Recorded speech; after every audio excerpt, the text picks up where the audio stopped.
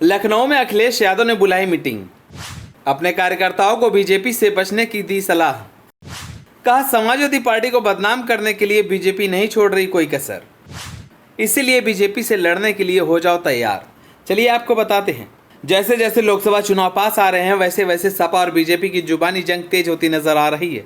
एक तरफ जहां सीएम योगी अखिलेश यादव पर तंज कस रहे हैं तो वहीं दूसरी तरफ अखिलेश यादव बीजेपी पर बरस रहे हैं।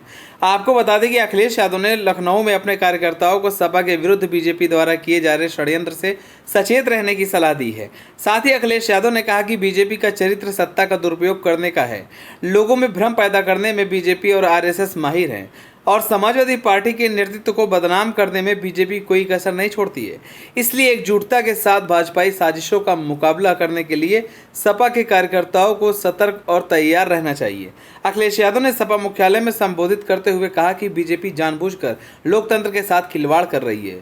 वह पीडीए यानी पिछड़ों, दलितों, अल्पसंख्यकों को संवैधानिक व्यवस्था से बाहर कर रही है। बीजेपी सरकार भ्रष्टाचार में डूबी हुई है। बीजेपी समाज में नफरत फैलाने की रणनीति को आगे बढ़ा रही है। बीजेपी जाति जनगणना की विरोधी है।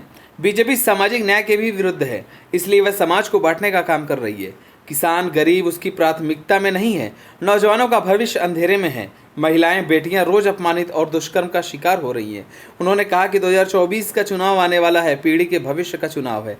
बीजेपी आने वाली पीढ़ी का भविष्य बिगाड़ने की कोशिश में है। देश के सामने बेरोजगारी, महंगाई, भ्रष्टाचार जैसी बड़ी समस्याएं हैं। बीजेपी इनसे ध्यान भटकाकर इस बड़ी लड़ाई को कमजोर करना चाहती है।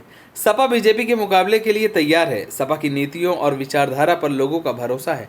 समाजवादी सरकार में हुए विकास कार्यों और उपलब्धियों को बस जन जन तक पहुंचाना है। लोक कल्याणकारी राज्य की स्थापना के लिए भारतीय संविधान को बचाना जरूरी है। आप सभी को क्या लगता है कि अखिलेश यादव जिस तरीके से बीजेपी पर आरोप लगा रहे हैं वो सही है या गलत? हमें कमेंट कर जरूर बताएं। अगर आप नए हैं तो हमारे चैनल को सब्सक्राइब करें।